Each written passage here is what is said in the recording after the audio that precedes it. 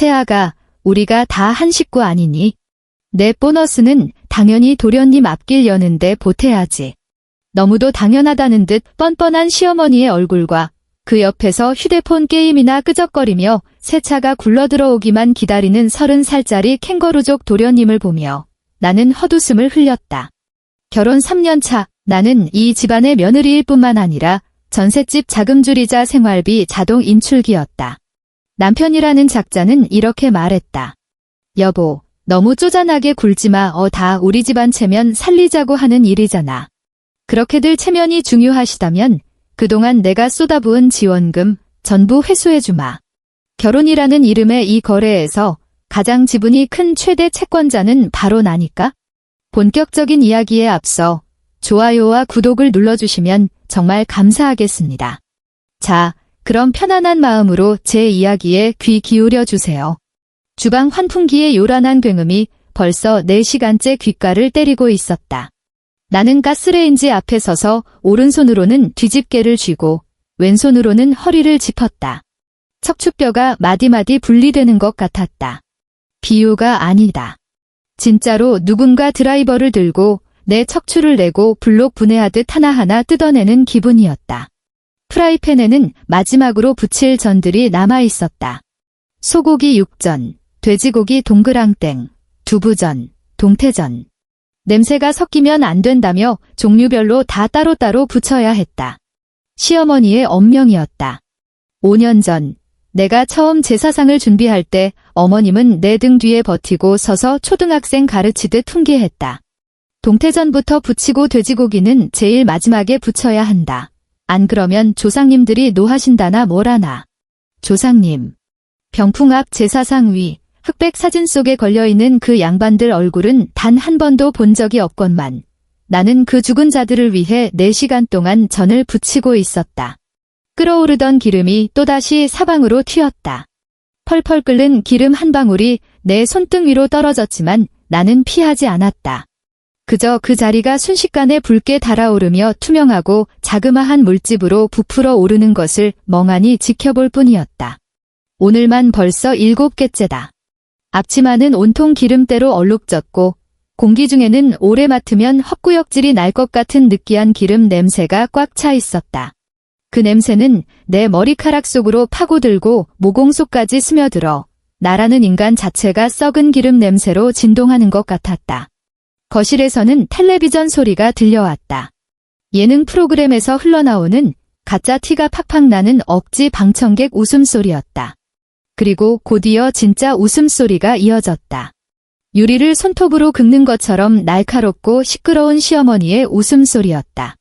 아이고, 쟤 저러는 것 좀 봐라. 진짜 웃겨 죽겠네. 어머님의 목소리가 들렸다. 뒤이어 입안에 뭔가를 잔뜩 우물거리는 듯한 웅얼거리는 남편의 목소리도 들려왔다. 엄마, 사과 한 조각만 더 줘. 사과 깎는 소리. 시어머니가 당신의 귀한 큰아들을 위해 사과를 깎는 소리였다. 사각, 사각, 과일 껍질이 접시 위로 떨어졌다. 나는 이 구석진 주방에서 4시간째 전을 부치고 있는데 저 여자는 38 먹은 다 큰 성인 남자 입에 사과를 깎아 넣어주고 있었다. 손목이 시큰거리기 시작했다. 전을 부친다는 게 밖에서 보는 사람들에게는 참 쉬워 보일 것이다. 그냥 다진 고기를 동그랗게 빚어서 밀가루 묻히고 계란물 입혀서 기름 두른 팬에 노릇노릇하게 구워내면 끝 아니냐고? 하지만 그들은 모른다. 고기 반죽은 하루 전날 미리 재워둬야 하고 양념 비율은 그램 단위로 정확해야 하며 전의 크기는 바둑알처럼 똑같아야 한다는 것을. 크기가 들쭉날쭉하면 조상님이 자손들의 정성이 부족하다 여긴단다. 두께는 2cm를 넘어서는 안 된다. 너무 두꺼우면 속이 안 익으니까. 그렇다고 1cm보다 얇아서도 안 된다. 야르면 성의가 없어 보이니까. 게다가 그 모든 조건을 맞춰서 200개를 붙여야 한다. 200개를. 나는 가스레인지 옆에 수북이 쌓인 전들을 내려다보았다. 키친타월이 깔린 쟁반 위에 마치 어떤 재물처럼 층층이 가지런히 놓여 있었다. 사실 재물이 맞지? 내일 새벽 5시면 저것들은 푹 삶아진 수육, 갓 쪄낸 떡, 바삭하게 튀겨낸 새우튀김과 함께 제사상에 올라 내가 평생 본 적도 없는 죽은 자들에게 바쳐질 테니까. 허리가 끊어질 듯 아팠다. 나는 참지 못하고 몸을 숙여 차가운 인조 대리석 싱크대 상판에 이마를 기댔다. 차갑다. 오늘 하루 종일 느낀 첫 번째 쾌적함이었다. 대리석이 이마에 열기를 빨아들이자 금방이라도 두 동강 날 것 같던 등허리의 고통이 아주 잠시나마 잊혔다. 형수님. 거실에서 도련님의 목소리가 들려왔다. 나는 몸을 똑바로 세웠다. 형수님, 콜라 있어요. 냉장고에 있는 거 다 마셨는데. 나는 대답하지 않았다. 대신 냉장고 문을 열고 내일 제사에 쓸 콩나물, 시금치, 무, 북어포 등 꽉꽉 들어찬 식재료들을 바라보았다. 콜라가 들어갈 자리 따위는 애초에 없었다. 하지만 도련님은 그런 사정을 알 리 없었다. 오늘 오후 2시가 넘어서야 자기가 사는 고시원에서 기어 나온 인간이니까. 그가 현관문을 열고 들어와 제일 먼저 한 일은 와이파이 비밀번호를 묻는 것이었고, 두 번째는 소파에 벌러덩 들어 누워 모바일 게임을 켠 것이었으며, 세 번째는 나한테 물을 떠 오라고 시킨 것이었다. 다 떨어졌네요. 내가 대답했다. 아, 그래요. 그럼 오렌지 주스는요? 그것도 없어요? 그가 푹 하고 한숨 쉬는 소리가 들렸다. 실망과 불만이 가득 섞인 듣기 싫은 한숨소리. 이어서 소파 스프링이 삐걱거리는 소리가 났다. 아마 자세를 고쳐 앉고는 다시 게임이나 처하고 있겠지? 나는 다시 가스레인지 앞으로 돌아왔다. 프라이팬의 기름 온도가 떨어져서 전이 익으려면 시간이 더 필요해 보였다. 가스불을 키우자 전 가장자리에서 기포가 끓어오르며 타닥타닥 기름 튀는 소리가 거실의 텔레비전 소리를 집어삼켰다. 그때 내 휴대폰이 웅하고 짧게 진동했다. 나는 앞치마에 대충 손을 닦고 휴대폰 화면을 열었다. 회사에서 단체로 발송된 안내 메일이었다. 연말 성과급이 귀하의 계좌로 지급되었으며 세후 금액은 8,124만 7,320원이라는 내용이었다. 8천만 원. 나는 그 숫자를 5초 동안 뚫어지게 바라보다가 다시 휴대폰을 앞치마 주머니에 쑤셔 넣었다. 이 돈은 내가 이 회사에 뼈를 묻은 12년 세월에 대한 보상이었다. 말단 사원으로 시작해 차장까지 올라오면서 매일 아침 7시에 집을 나서 밤 10시가 넘어 퇴근했고 주말에도 업무 메일을 달고 살았다.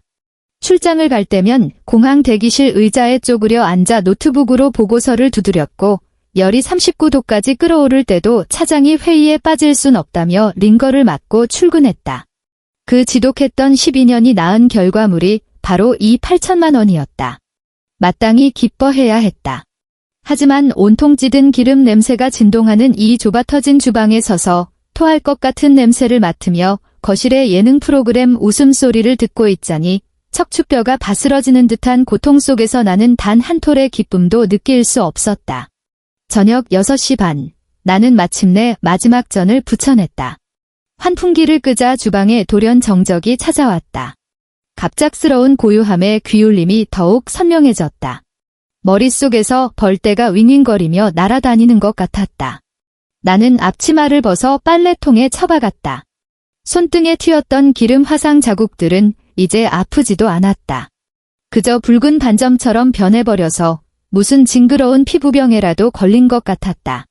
나는 수도꼭지를 틀어 얼음장 같은 물에 손을 대충 씻어내고는 저녁 식사를 준비하기 시작했다. 그래, 저녁 식사. 200개의 전을 부치고 나서도 나는 저녁 밥상을 차려야 했다. 제사 음식은 조상님이 드실 귀한 음식이니 산 사람은 손을 대면 안 된다는 게 그들의 논리였다. 그래서 나는 밥을 새로 안 치고 된장찌개를 끓이고 밑반찬 몇 가지를 꺼내어 오후 내내 거실에서 텔레비전만 쳐다보던 저 3명의 인간들이 먹을 따끈따끈한 저녁을 대령해야 했다. 전기밥솥을 열고 쌀 3컵을 퍼서 씻었다. 수도꼭지에서 쏟아지는 물은 살이 에일 정도로 차가웠다. 겨울철 수돗물이 다 그렇듯 빙하에서 막 녹아내린 얼음물 같았다. 손가락의 감각이 금세 무뎌졌지만 나는 계속해서 쌀을 씻었다. 1번, 2번, 3번 쌀뜨물이 맑아질 때까지. 수연아. 거실에서 시어머니의 목소리가 들려왔다. 나는 대답하지 않았다. 어머님은 나를 부른 게 아니니까. 그저 내 이름을 허공에 던져서 내가 아직 주방에 처박혀 당신이 기대하는 며느리의 의무를 다하고 있는지 확인하는 것뿐이었다. 수연아, 저녁상 다 차려가니? 우리 민혁이 배고프단다. 민혁. 내 남편. 38살 먹도록 중소기업 대리 딱지를 달고 월급 300만 원 남짓을 받아오는 남자. 우리는 결혼한 지 5년이 되었지만 그 인간은 단 한 번도 주방에 들어와 나를 거둔 적이 없었다. 가끔 도와준 적이 없는 게 아니라 물 한 컵 자기 손으로 떠 마신 적이 없다는 뜻이다. 그의 얄팍한 상식 속에서 주방은 철저히 여자의 구역이었고 남자가 주방에 발을 들이는 것은 조상님에 대한 불경이었다. 물론 그것도 시어머니가 주입시킨 개소리였다. 10분만 더 기다리세요. 내가 대답했다. 나는 쌀을 안 친 밥솥에 취사 버튼을 눌렀다. 그리고 대파와 두부를 썰며 된장찌개 끓일 준비를 했다. 도마 위로 칼날이 부딪히는 소리가 리드미컬하게 울렸다. 탁, 탁, 탁 그 소리가 내 관자놀이를 도끼로 내리찍는 것 같았다. 그때 마룻바닥을 끄는 슬리퍼 소리가 다가왔다. 나는 뒤돌아보지 않았다. 수연아. 어머님의 목소리가 바로 등 뒤에서 들렸다. 나는 칼질을 멈추고 몸을 돌렸다. 시어머니가 주방 입구에 떡하니 서 있었다. 작년 생신 때 내가 사들인 28만 원짜리 분홍색 카디건을 걸친 채였다. 그때는 색깔이 너무 젊어서 나한테는 안 어울린다며 툴툴거리시더니 지금은 아주 자연스럽게 잘만 입고 다니셨다. 짙은 갈색으로 염색한 머리를 단정하게 틀어올리고 내게는 너무나도 익숙한 그 미소를 짓고 있었다. 입꼬리만 잔뜩 끌어올렸을 뿐 눈빛에는 한기가 뚝뚝 묻어나는 가짜 미소. 어머님. 내가 불렀다. 수고했다. 저는 아주 곱게 잘 붙였더구나. 어머님은 주방으로 들어와 나를 쓱 지나치더니 냉장고 문을 열고 차곡차곡 쌓인 전들을 한번 훑어보았다. 어머님 몸에서 나는 향수 냄새가 훅 끼쳐왔다. 그 달콤하고 촌스러운 구식 향수 냄새가 주방에 찌든 기름 냄새와 뒤섞이자 순간 헛구역질이 쏠렸다. 색깔도 고르고 크기도 일정하네. 이제야 좀 제대로 붙일 줄 아는구나. 이제야 좀 제대로 붙일 줄 안다니? 나는 결혼하고 5년 동안 매년 설날, 추석, 그리고 시아버지 제사 때마다 수백 개의 전을 붙였다. 벌써 15번째였다. 그런데 시어머니 눈에는 내가 이제야 전 붙이는 법을 터득한 굼뜬 며느리일 뿐이었다. 감사합니다. 내가 짧게 대답했다. 어머님은 냉장고 문을 닫고 돌아서서 나를 빤히 바라보았다. 얼굴에는 여전히 그 미소가 걸려 있었지만 그 눈동자는 내 몰골을 머리끝부터 발끝까지 훑어내리고 있었다. 떡진 머리카락, 기름때 묻은 홈웨어, 그리고 붉은 화상 자국이 남은 손등까지. 어머님 눈에 내가 어떻게 보일지 뻔했다.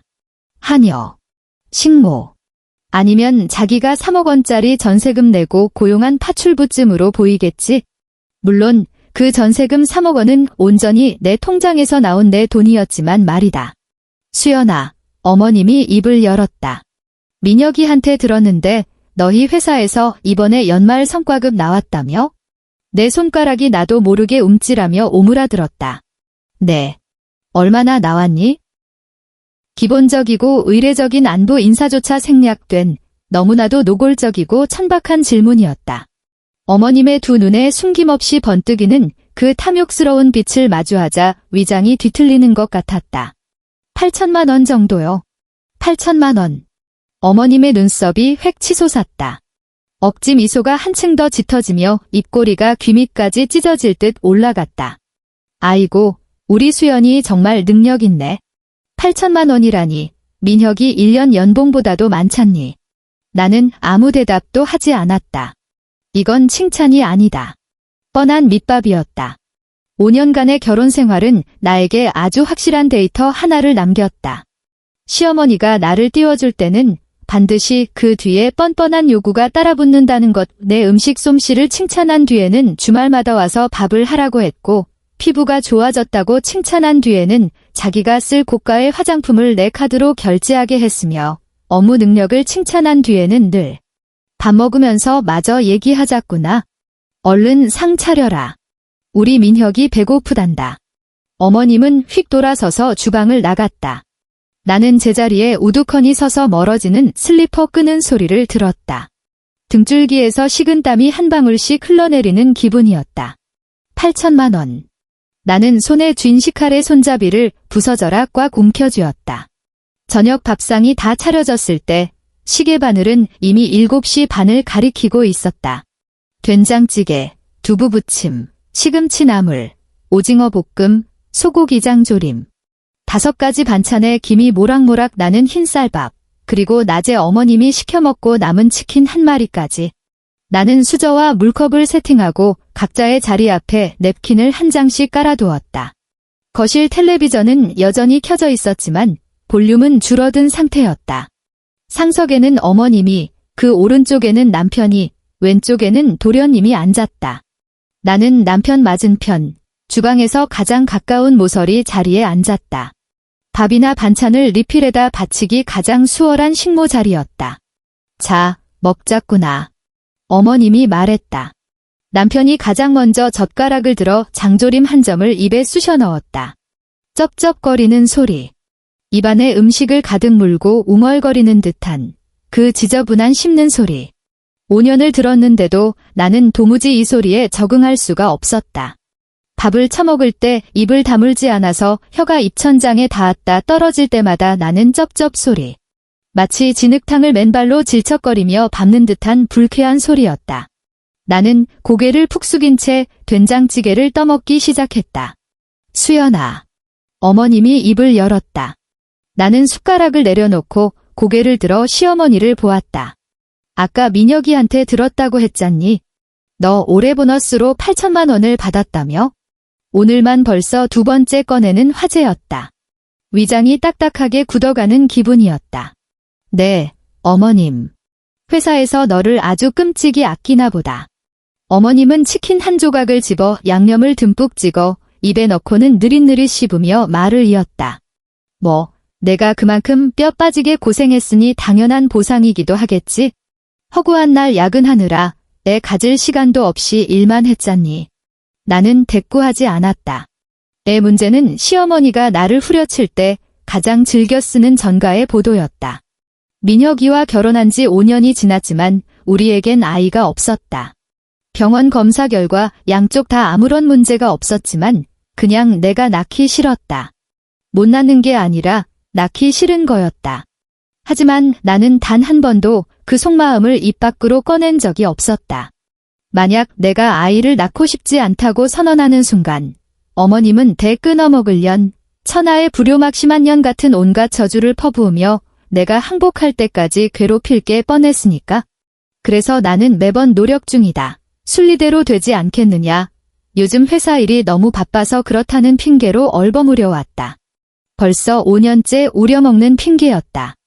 우리 민혁이 아빠가 일찍 세상을 떠나는 바람에 어머님이 레퍼토리를 시작했다.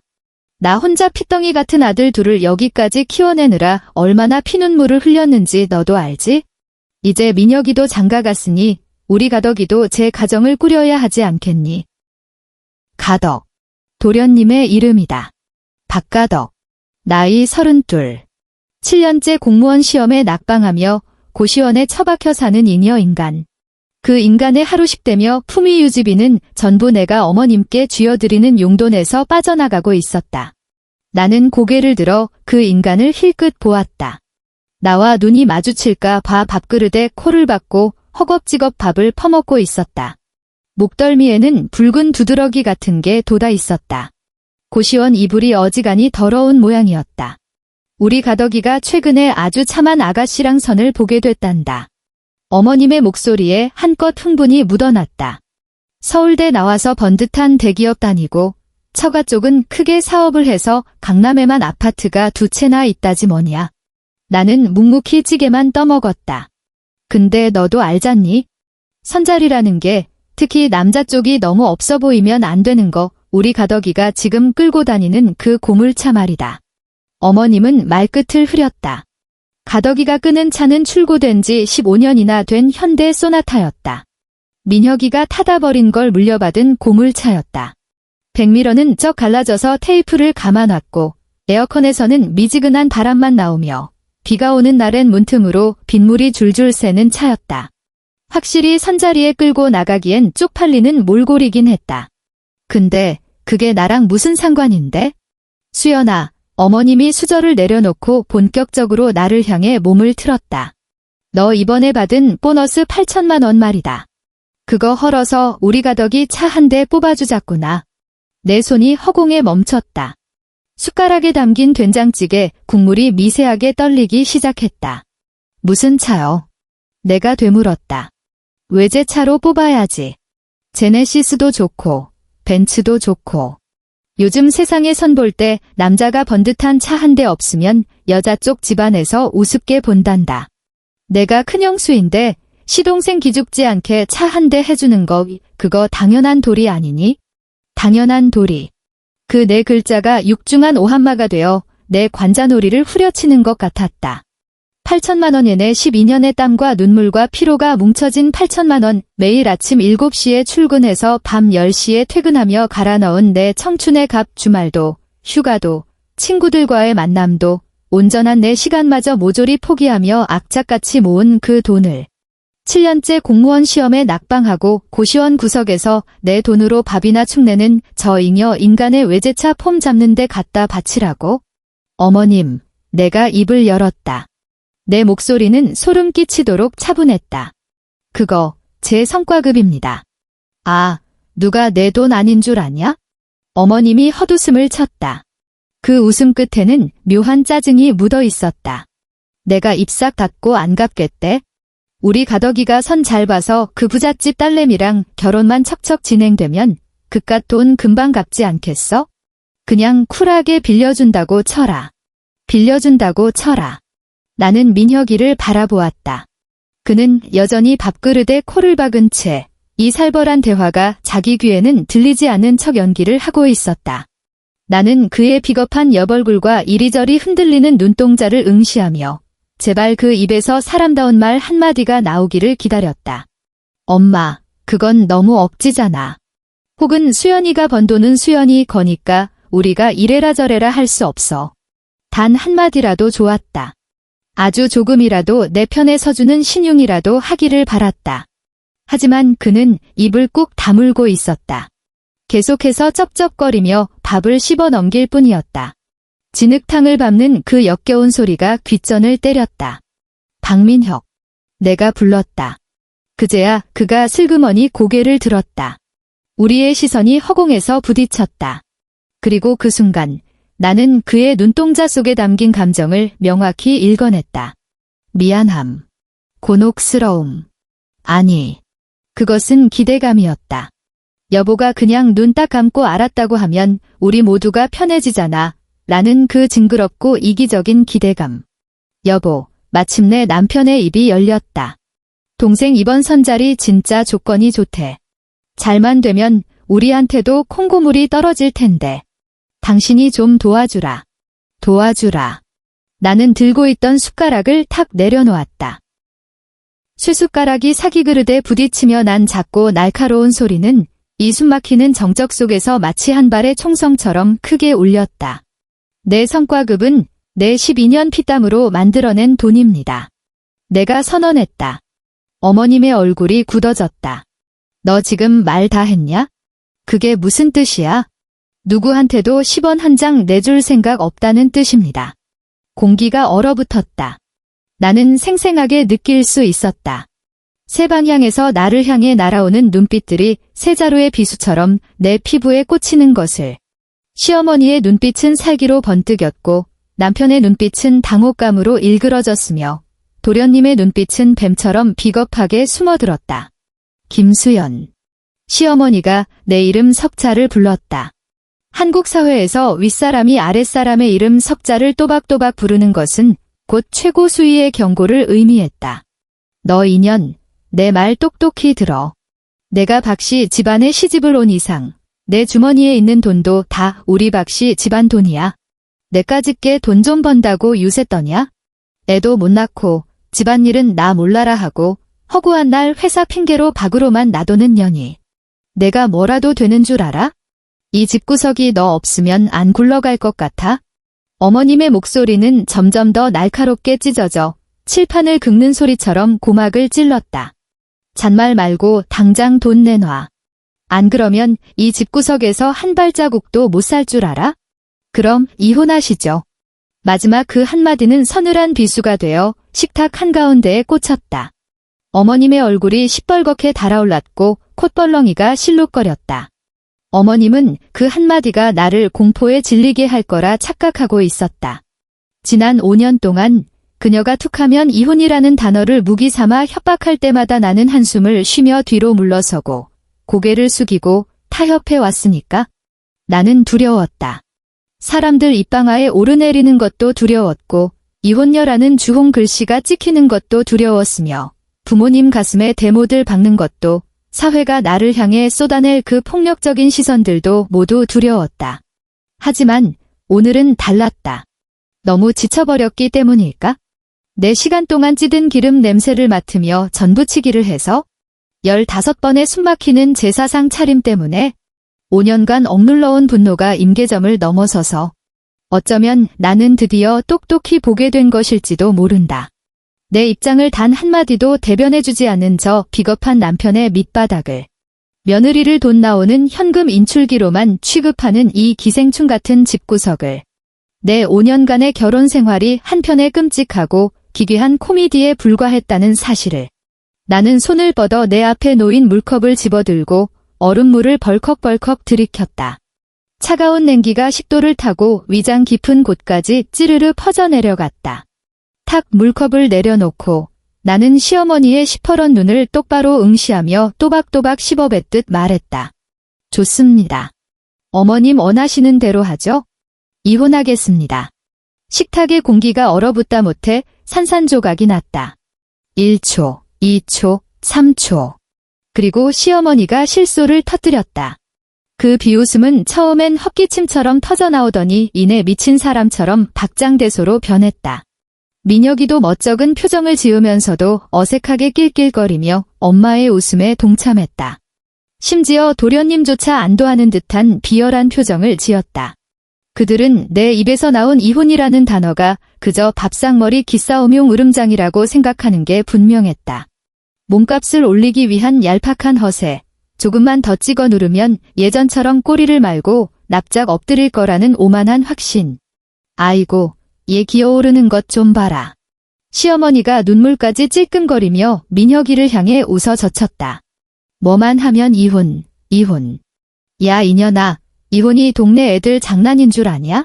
내가 이혼하면 어딜 갈 건데? 서울에 아파트 한 채 못 사주는 내 친정집으로 기어 들어갈래?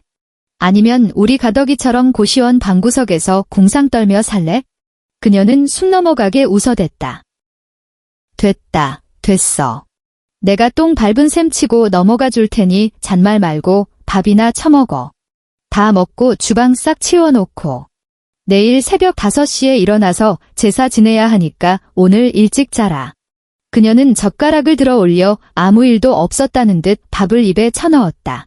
나는 미동도 하지 않고 앉아 있었다. 나는 그녀를 응시했다.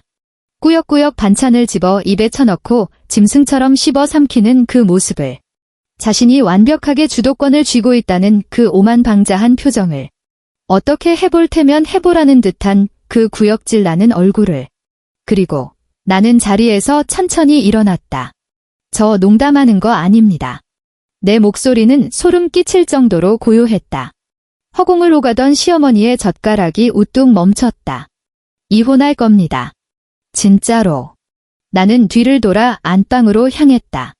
등 뒤에서 남편의 다급한 목소리가 들려왔다. 여보, 여보, 왜 그래? 여보. 나는 뒤돌아보지 않았다. 그날 밤 나는 주방을 치우지 않았다. 안방 침대에 누워 천장만 멍하니 바라보고 있었다. 거실에서는 고성이 오가고 있었다. 마누라 하나 제대로 건사 못하냐며 민혁이를 쥐잡듯 잡는 시어머니의 악다구니, 수연이가 요새 회사 일로 몹시 예민해져서 그렇다며 구차한 변명을 늘어놓는 민혁이의 찌질한 목소리. 도련님은 쥐죽은 듯 조용했다. 보나 마나 소파 구석에 찌그러져서 모바일 게임이나 처하고 있겠지. 나는 그 소란의 털끝만큼도 관여하지 않았다. 그저 무트로 밀려와 숨을 헐떡이는 물고기처럼 침대에 널브러져 있을 뿐이었다. 밤 11시, 방문이 열리고 민혁이가 기어 들어왔다. 수연아. 그가 침대맡에 서서 마치 지뢰밭을 걷는 듯 조심스러운 목소리로 나를 불렀다. 수연아, 너 오늘 많이 피곤했지? 혼자서 그 많은 전을 부쳤으니 얼마나 힘들었겠어. 내일 제사는 너 빠져도 되니까 푹 쉬어. 박민혁. 내가 그의 말을 뚝 끊었다. 나 이혼할 거야? 그가 얼어붙었다. 너 아직도 그 소리야? 여보, 제발 흥분 좀 가라앉혀봐. 엄마 성격 하루 이틀 겪어? 원래 말본새가 거칠어서 그렇지 아기가 있어서 그러신 게 8천만 원. 나는 상체를 일으켜 그의 흐리멍덩한 두 눈을 똑바로 쳐다보았다. 내가 뼈 빠지게 일해서 번 8천만 원 내 엄마가 그 돈 빼둬서 내 동생 외제차 뽑아주자고 했을 때 너 입 꾹 닫고 있었지? 그건 엄마가 너무 막무가내니까 내가 타이밍을 놓쳐서. 우리 살고 있는 이 전셋집, 보증금 3억. 내 혼전 자금인 거 너도 알지? 그의 낯빛이 흑빛으로 변했다. 지난 5년 동안 집도 내 거였고 혼수도 내가 다 해왔고 가전제품도 전부 내 돈으로 샀어. 매달 나가는 아파트 관리비, 인터넷 요금, 가스비, 수도세, 전기세 전부 내 통장에서 빠져나갔고 내가 끌고 다니는 그 잘난 차 할부금도 내가 갚았고 내 엄마한테 매달 바치는 용돈도 내가 줬어. 심지어 내 동생 고시원 방값이랑 10대까지 내 계좌에서 나갔지? 내가 이 집구석을 5년 동안 먹여 살렸어. 수연아. 근데 너는? 나는 자리에서 일어나 그 인간의 코앞까지 다가갔다. 그의 몸에서 진동하는 냄새가 훅 끼쳐왔다. 종일 소파에 뭉개고 앉아 치킨 기름에 범벅이 된 채 예능 프로그램을 보며 낄낄대던 그 한심하고 역겨운 냄새. 이 남자, 내 남편.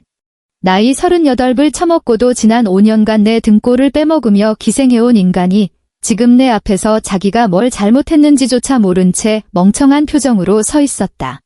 이혼해. 협의 이혼으로 끝내. 내일 당장 이혼 전문 변호사 사무실부터 갈 거니까. 여보 잠깐만 내 말 좀 들어봐. 그가 다급하게 손을 뻗어 나를 잡으려 했다. 우리 대화로 풀자. 응. 차 문제는 내가 내일 엄마한테 확실히 말할게. 안 산다고, 절대 안 뽑는다고 할 테니까 화 풀어. 차 문제가 아니잖아. 나는 뒤로 한 걸음 물러서며 그의 손길을 혐오스럽게 쳐냈다. 너라는 인간 자체가 문제고, 이 끔찍한 집구석이 문제고, 지난 5년간 이런 취급을 받으면서도 미련하게 참고 버틴 내 자신이 문제야. 나 그동안 대체 무슨 짓을 하고 살았던 걸까? 나는 침대 협탁 위에 있던 휴대폰과 지갑을 챙겼다. 나 오늘 밤 호텔 가서 잘 거니까 내일 제사 준비는 너희들끼리 알아서 해. 김수연. 두려움과 당혹감이 뒤섞인 그의 목소리가 찌질하게 갈라졌다. 나는 안방을 나와 거실을 가로질렀다. 시어머니와 도련님은 여전히 소파에 들러붙어 있었다. 텔레비전은 꺼져 있었고 두 사람의 시선이 동시에 내게 꽂혔다. 어딜 나가? 시어머니의 목소리에 시퍼런 서릿발이 서려 있었다. 이 한밤중에 제정신이야? 나는 대꾸조차 하지 않았다. 현관 신발장을 열고 내 운동화를 꺼내 구겨 신었다. 김수연. 너 거기 딱 안 서? 시어머니의 고주파 같은 비명이 현관을 쩌렁쩌렁 울렸다. 내 고막에 대고 확성기로 소리를 지르는 것 같았다. 나는 현관문을 열고 밖으로 나섰다. 내 등 뒤로 문이 쾅 닫히는 순간 시어머니의 포효가 복도를 찢었다. 미친년. 어디 어떻게 되나 보자. 내가 감히 이혼을 해? 그래, 어디 이혼해봐. 내가 내년 인생 아주 작사를 내놓을 테니까. 나는 단 한 번도 뒤를 돌아보지 않았다. 엘리베이터 문이 열리고 나는 안으로 들어가 1층 버튼을 눌렀다. 엘리베이터가 아래로 떨어지기 시작했다. 층수 표시기에 뜨는 숫자들을 멍하니 바라보았다. 15, 14, 13 숫자가 줄어들수록 미친 듯이 뛰던 내 심장 박동도 서서히 안정을 되찾아갔다. 12년의 직장 생활, 5년의 결혼 생활. 지긋지긋한 찌든 기름 냄새에 파묻혀 전을 부치던 수많은 명절들, 내 못났는 여자 취급을 당하며 견뎌야 했던 모욕의 시간들. 조금만 더 참으면 나아질 거라고, 이혼은 흠집이라고, 그래도 바람 피우고 주먹질하는 놈보단 낫지 않냐며 스스로를 갉아먹으며 버텨온 그 빌어먹을 인고의 세월들. 엘리베이터가 1층에 도착했다. 문이 열렸다. 나는 그 좁은 통을 빠져나와 살을 애는 듯한 서울의 한겨울 밤거리로 걸어나갔다. 칼바람이 내 뺨을 후려쳤다. 겉옷도 없이 야른 홈웨어의 운동화 차림이었지만 다시 올라가 옷을 챙겨 입고 싶은 생각은 추호도 없었다. 나는 휴대폰을 켜고 검색창에 타이핑했다. 서울 이혼 전문 변호사. 호텔 침대는 푹신했다. 새하얗고 빳빳한 시트 위에 몸을 누이자 마치 깊은 물속에서 수면 위로가 떠오른 것 같은 해방감이 밀려왔다. 5년 만에 처음으로 나 혼자 차지한 침대였다. 코를 골아대는 민혁이의 소음도, 뒤척일 때마다 출렁거리는 매트리스의 진동도, 새벽에 오줌 싸러 간다며 화장실 불을 켜서 내 눈을 찌르던 그 이기적인 불빛도 없는 완벽한 고요. 조용하다. 너무나도 조용했다. 나는 눈을 감았지만 잠은 오지 않았다. 오늘 하루 있었던 일들이 파노라마처럼 머릿속을 스쳐 지나갔다. 시어머니의 끔찍한 비웃음, 꿀먹은 벙어리처럼 입을 쳐닫고 있던 남편, 비열하게 눈동자를 굴리던 시동생, 그리고 큰형수의 당연한 도리 운운하던 그 역겨운 입술들. 큰형수. 문득 5년 전 결혼식 날이 떠올랐다. 그날 나는 순백의 웨딩드레스를 입고 있었고 민혁이는 검은 턱시도를 입고 있었다. 우리는 하객들의 박수갈채 속에서 반지를 교환했다. 맨 앞줄에 앉은 시어머니는 더없이 인자한 표정으로 활짝 웃고 있었다. 그때는 나한테 얼마나 살갑게 굴었던가. 우리 수연이, 우리 민혁이가 복덩이를 얻었네. 이제 다 한 식구니까 힘든 일 있으면 엄마한테 다 털어놓으렴. 나는 그 가증스러운 연기를 진짜라고 믿었다. 박씨 집안에 시집가면 나에게도 새롭고 따뜻한 진짜 가족이 생길 줄 알았다. 시어머니가 나를 친딸처럼 아껴줄 것이고 남편이 나를 든든하게 지켜줄 것이며 우리는 알콩달콩 돈을 모아 내 집 마련도 하고 아이도 낳고 행복하게 살 줄 알았다.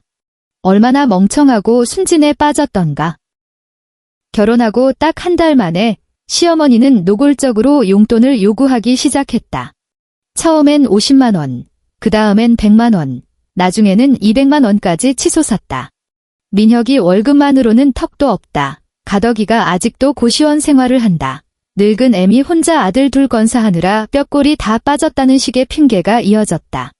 나는 토를 달지 않고 입금했다. 며느리로서 당연히 해야 할 도리라고 세뇌당했으니까. 결혼 후 첫 명절, 나는 장장 12시간을 주방에 갇혀 지냈다. 제사상 차리는 건 여자의 신성한 의무라는 시어머니의 헛소리에 남편이라는 작자는 엄마 말이 맞아라며 맞장구를 쳤다.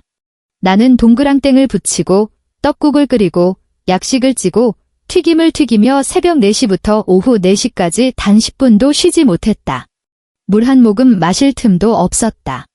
그날 밤 허리가 끊어질 듯 아파서 끙끙대는 내 옆에서 민혁이는 수고했어라는 영혼 없는 말만 던지고는 코를 골며 골아떨어졌다. 결혼 1년 차, 나는 유산을 했다.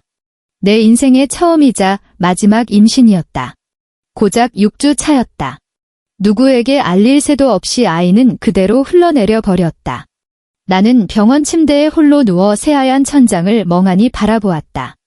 아랫배를 날카로운 톱으로 썰어내는 듯한 극심한 고통이 나를 덮쳤다. 뒤늦게 병원으로 기어온 민혁이는 나를 쓱 한번 쳐다보고는 괜찮아, 애는 또 가지면 되지 뭐라는 위로를 던지고선 회사에 급한 일이 생겼다며 횡하니 사라져버렸다. 그날 이후로 나는 2번 다시 임신을 시도하지 않았다. 못하는 게 아니었다. 안 하는 거였다. 이딴 구역질 나는 집구석에 내 아이를 끌어들이고 싶지 않았다. 내 아이가 시어머니의 통제와 협박을 위한 인질로 쓰이는 꼴은 죽어도 보기 싫었다.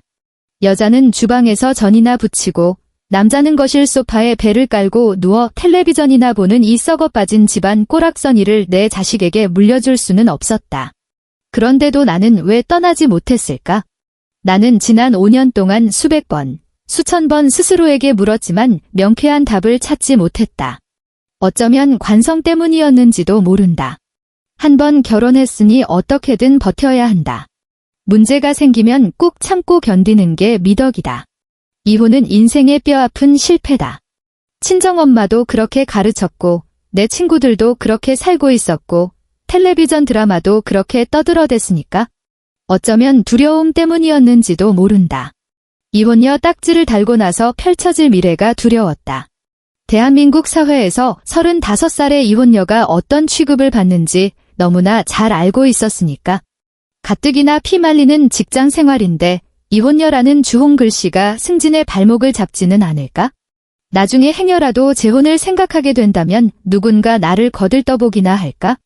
평생 이렇게 혼자 늙어 죽어가지는 않을까? 어쩌면 신락 같은 희망 때문이었는지도 모른다.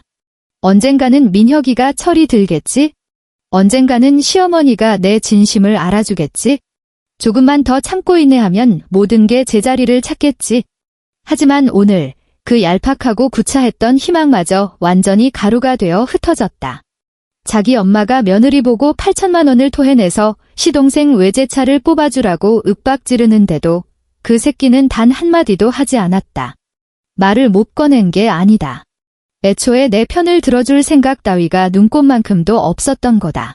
그 인간의 대가리 속에서 내 돈은 곧 자기네 집안 돈이었고 나라는 인간 자체도 그저 박씨 집안의 소유물에 불과했으니까.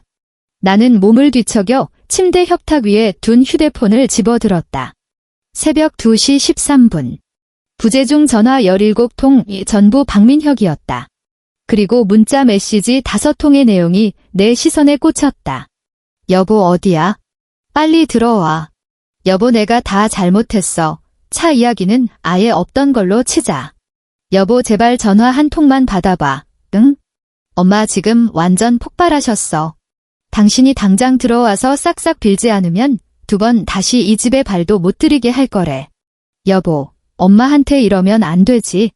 연세도 있으신 분인데. 나는 마지막 문자 메시지를 읽고 나서 휴대폰을 무음으로 바꾼 뒤 침대 머리맡에 던져두었다. 연세가 있으시지. 그래, 나이가 벼슬이라서 나한테 그렇게 함부로 쌍욕을 퍼부어도 되는 거였구나. 나이가 있으시니까 며느리 보고 8천만 원을 토해내서 당신 막내 아들 외제차를 뽑아주라고 당당하게 요구할 수 있는 거였어. 연세가 지긋하시니 나는 그저 입국 다물고 참고 또 참으며 이 거머리 같은 집구석에 내 남은 인생을 통째로 제물로 바쳐야만 했던 거다. 나는 눈을 감았다. 이번에는 아주 금세 깊은 잠에 빠져들었다. 다음 날 아침 9시, 나는 어느 변호사 사무실의 상담실 소파에 앉아 있었다.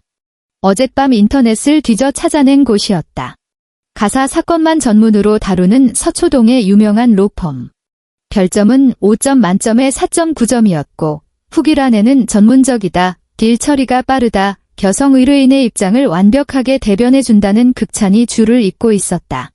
나를 담당하게 된 이 변호사는 40즈음 되어 보이는 여성이었다. 금태 안경을 쓰고 짙은 남색 정장을 깔끔하게 차려입은 모습이 무척이나 이지적이고 단호해 보였다. 김수연 의뢰인님, 그녀가 내가 작성한 상담 일지를 찬찬히 넘겨보며 입을 열었다. 이혼을 원하신다고요? 네. 협의 이혼으로 진행하실 건가요? 아니면 소송 이혼을 생각하시나요? 우선은 협의 이혼을 원합니다. 이 변호사가 고개를 들어 나를 빤히 바라보았다. 남편분과 사이에 재산 분할로 다툴 만한 쟁점이 있습니까? 있습니다. 내가 대답했다. 전세 보증금이요. 나는 차분하게 상황을 설명하기 시작했다. 우리가 살고 있는 아파트의 전세 보증금 3억 원은 완벽한 내 혼전 자금이라는 것, 결혼하기 직전 내 명의로 된 주식과 펀드를 모조리 처분해서 영끌로 맞춘 돈이며 전세 계약서 역시 내 단독 명의로 5년 계약을 맺었다는 사실을 낱낱이 짚어주었다. 그렇다면 딱히 다툴 것도 없겠네요? 이 변호사가 명쾌하게 대답했다. 그건 의뢰인님의 특유재산, 즉 혼전 재산으로 인정되기 때문에 이혼 시 분할 대상이 아닙니다. 집주인에게 계약 연장 의사가 없음을 통보하시고 만기일에 보증금을 전액 돌려받으시면 그만입니다. 전세 만기일까지 딱 석 달 남았습니다. 그럼 일이 더 쉬워지겠군요. 이 변호사가 수첩에 무언가를 빠르게 메모하며 물었다.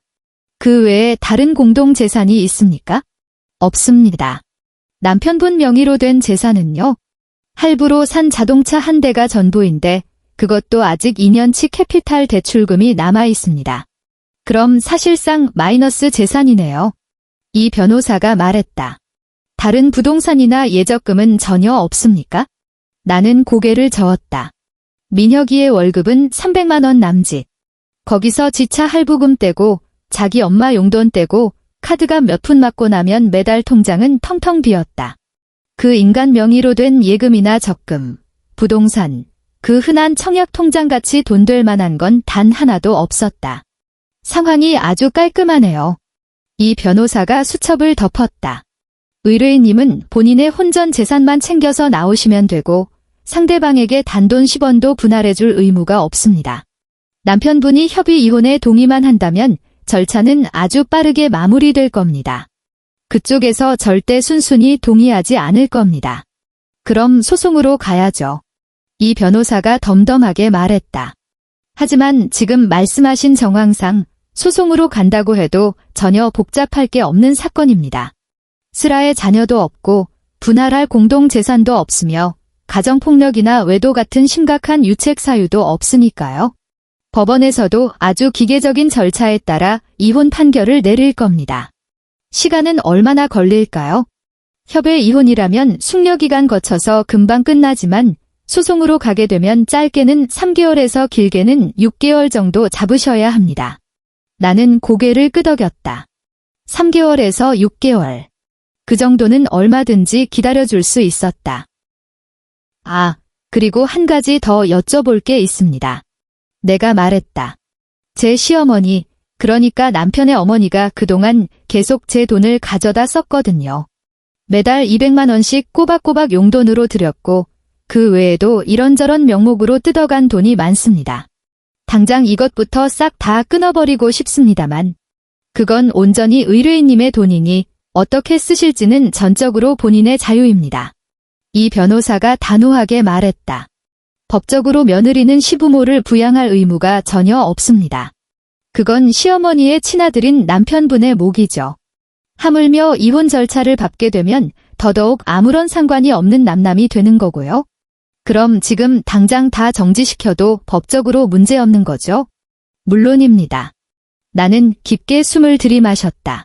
그리고 남편 쓰라고 제 명의로 가족 카드를 하나 만들어준 게 있는데 그것도 분실 신고를 해버릴까 합니다. 이 변호사가 나를 바라보며 입꼬리를 살짝 끌어올렸다. 김수연 의뢰인님, 그녀가 말했다. 아주 훌륭한 판단이십니다. 변호사 사무실 문을 나서자마자 나는 곧바로 3가지 일을 실행에 옮겼다. 첫 번째, 집주인에게 전화를 걸어 전세계약 만기일에 맞춰 방을 빼겠으니 연장하지 않겠다고 통보하고 3억 원의 전세보증금 반환을 준비해달라고 요청했다. 집주인은 갑작스러운 통보에 조금 놀란 눈치였지만 길게 묻지는 않았다. 그저 만기 날짜를 다시 한번 확인하더니 알겠습니다. 그날 맞춰서 보증금은 사모님 계좌로 바로 싸드리겠습니다. 하고 흔쾌히 대답했다. 두 번째, 카드사 고객센터에 전화를 걸어 민혁이 지갑에 들어있는 4명의 가족 카드를 정지시켰다. 상담원 아가씨의 나긋나긋한 목소리가 흘러나왔다. 고객님, 분실 신고로 처리해 드릴까요? 아니면 카드 자체를 해지해 드릴까요? 해지해 주세요. 네, 알겠습니다. 방금 정상적으로 해지 처리 완료되었습니다. 해당 카드는 지금 이 순간부터 모든 결제가 차단됩니다. 전화를 끊자 꽉 막혀있던 명치 끝이 뻥 뚫리며 시원한 바람이 스며드는 것 같았다. 세 번째, 스마트폰 뱅킹 앱을 열어 자동 이체 설정 메뉴로 들어갔다. 매달 15일 시어머니 통장으로 꼬박꼬박 꽂히던 200만 원의 자동 이체 항목을 찾아냈다. 화면에 안내 메시지가 떴다. 해당 자동 이체를 정말로 해지하시겠습니까? 나는 망설임 없이 확인 버튼을 꾹 눌렀다. 끝났다. 나는 서초동 로펌 건물 앞 보도블록에 서서 잿빛으로 잔뜩 찌푸린 서울의 겨울 하늘을 올려다보았다. 마치 수십 킬로미터에 달하는 끔찍한 마라톤을 방금 막 끝마친 사람처럼 묘한 해방감이 밀려왔다. 바로 그때 주머니 속 휴대폰이 요란하게 울려댔다. 박민혁이었다. 나는 1초 정도 고민하다가 통화 버튼을 스와이프했다. 여보, 드디어 전화 받았네. 너 지금 대체 어디야? 빨리 당장 튀어들어와. 엄마 지금 머리끝까지 화나서 밤새 한숨도 못 주무시고 혈압이 200까지 오르셨어. 박민혁. 내가 그의 악다구니를 차갑게 끊어냈다. 나 지금 막 변호사 사무실에서 나오는 길이야. 이혼 합의서는 다음 주 안으로 집으로 날아갈 테니까 꼼꼼히 읽어보고 도장이나 찍어놔. 전화기 너머가 찬물을 끼얹은 듯 조용해졌다. 아, 그리고 내가 긁고 다니던 그 가족 카드. 방금 내가 싹 다 해지해버렸어. 우리가 살던 그 아파트 전세 계약도 딱 석 달 남은 거 알지? 집주인한테 연장 안 한다고 방 뺀다고 통보했으니까. 너희들한테 앞으로 남은 시간은 딱 3개월이야. 그 안에 알아서 짐 싸서 나갈 새방이나 알아봐. 여보. 너 지금 무슨 소리를 하는 거야? 민혁이의 목소리가 공포에 질려 삑사리가 났다. 너 이러면 안 되지. 거기가 우리 집인데 내가 맘대로. 우리 집이 아니라 내 집이지. 내가 쏘아붙였다. 보증금 3억 전부 내 통장에서 나갔고 계약서에도 내 이름 석자밖에 안 적혀 있잖아. 그래도 그건 오늘 제사지. 상은 당신들끼리 알아서 잘 차려봐. 저는 내가 어제 200개 다 붙여서 냉장고에 꽉꽉 채워놨으니까. 전자레인지에 데워서 상에 올리는 거 잊지 말고. 나는 미련 없이 전화를 뚝 끊어버렸다. 그리고 곧바로 박민혁의 번호를 수신 차단 목록에 쳐넣었다. 그 후로 며칠 동안 나는 집에 들어가지 않고 계속 호텔에 머물렀다. 박민혁은 차단된 번호 대신 회사 전화나 공중전화로 미친 듯이 전화를 걸어왔고 문자 메시지도 융단 폭격처럼 쏟아냈다. 처음에는 여보 내가 진짜 다 잘못했어. 제발 한 번만 용서해주로 시작하더니 이틀 뒤에는 내가 어떻게 우리 가족한테 이럴 수 있냐며 원망을 퍼부었고 사흘째 되는 날에는 이 피도 눈물도 없는 독한 연하라며 본색을 드러냈다. 시어머니의 번호로도 살벌한 문자가 한 통 날아왔다. 김수연 이 앙큼한 년 내까짓 게 감히 누굴 상대로 이따위 수작을 부려? 어디 한번 두고 보자. 내가 내년 피눈물 흘리게 만들어줄 테니까. 나는 어느 것에도 답장하지 않았다. 사흘째 되던 날, 내 통장으로 집주인이 보낸 전세 보증금 3억 원이 고스란히 입금되었다. 나흘째 되던 날, 나는 회사에서 받은 연말 성과급 8천만 원과 방금 돌려받은 전세 보증금 3억 원을 한 계좌로 합쳤다. 잔액을 확인해 보니 내 손에는 무려 4억 원에 가까운 현찰이 쥐어져 있었다. 나는 푹신한 호텔 창가 암장 의자에 기대앉아 뱅킹 앱 화면에 찍힌 영롱한 숫자들을 하염없이 바라보았다. 길고 끔찍했던 악몽에서 마침내 깨어난 기분이었다. 이 돈은 오롯이 내 것이었다. 그 누구의 것도 아닌 나만의 구명줄이었다. 5일째 되던 날, 기어코 민혁이가 호텔 앞까지 나를 찾아왔다. 대체 내가 묵는 곳을 어떻게 알아내는지는 뻔했다. 아마 며칠 전 내 신용카드 결제 내역을 훔쳐봤겠지. 호텔 로비에 나타난 그의 몰골은 가관이었다. 셔츠는 구깃구깃했고 얼굴에는 면도도 제대로 하지 않은 수염 자국이 거뭇했으며 눈 밑에는 며칠 밤을 새운 듯 다크서클이 짙게 내려앉아 있었다. 수연아. 그가 내 앞을 가로막으며 쉰 목소리로 불렀다. 나는 팔짱을 낀 채 아무 말 없이 그를 경멸의 눈빛으로 내려다보았다. 여보, 우리 제발 조용한 데 가서 얘기 좀 하자, 응? 그가 주변 눈치를 살피며 목소리를 한껏 낮췄다. 그 흐리멍덩한 눈동자 속에는 내가 너무나도 잘 아는 감정이 소용돌이치고 있었다. 비굴한 애원, 그리고 어떻게든 상황을 모면해보려는 그 얄팍하고 간사한 속셈. 내가 지금 화가 많이 난 거 나도 알아? 엄마가 그날 말실수 심하게 하신 것도 맞고 그 상황에서 꿀 먹은 벙어리처럼 가만히 있던 내 죄가 제일 크지. 근데 여보 우리 벌써 결혼한 지 5년이야? 자그마치 5년이라고. 그러니까 이런 사소한 감정 싸움으로 홧김에 이혼을 입에 올리면 안 된다는 거지. 갑자기 그의 목소리가 한 톤 높아졌다. 여보, 제발 이성적으로 생각해봐. 내가 나랑 이혼해서 도대체 얻는 게 뭔데? 대한민국 바닥에서 35 먹은 이혼녀가 무슨 대접을 받을 것 같아. 직장에서는 뒤에서 수군거릴 거고 나중에 다시 시집가려 해도 어떤 남자가 흠집난 여자를 데려가겠어? 내 앞길 내가 망치는 거야. 나는 헛웃음을 삼키며 그의 얼굴을 찬찬히 뜯어보았다. 내가 지난 5년 동안 밥상머리 마주하고 쳐다보던 얼굴. 연애 시절엔 쌍꺼풀 짙고 콧대 높은 꽤 반반한 얼굴이라 생각했었고 배시시 웃을 때마다 파이는 보조개가 귀엽다고 착각했던 적도 있었다. 하지만 지금 이 순간 내 눈앞에 서 있는 이 남자의 낯짝은 그저 구역질이 날 만큼 혐오스러울 뿐이었다. 박민혁. 내가 얼음장 같은 목소리로 입을 열었다. 내가 지금 여기까지 헐레벌떡 뛰어와서 내 앞에서 알짱거리는 진짜 이유가 뭔지 알아? 그가 흠칫 놀라며 멍한 표정을 지었다. 내가 갑자기 나를 죽도록 사랑하게 돼서? 내 지난 과오를 뼈저리게 뉘우쳐서? 아니. 주유소에서 기름통 채우고 결제하려다가 가족 카드가 막힌 걸 알았기 때문이겠지. 내 엄마 통장에 이번 달 용돈 200만 원이 안 꽂힌 걸 확인했기 때문일 거고.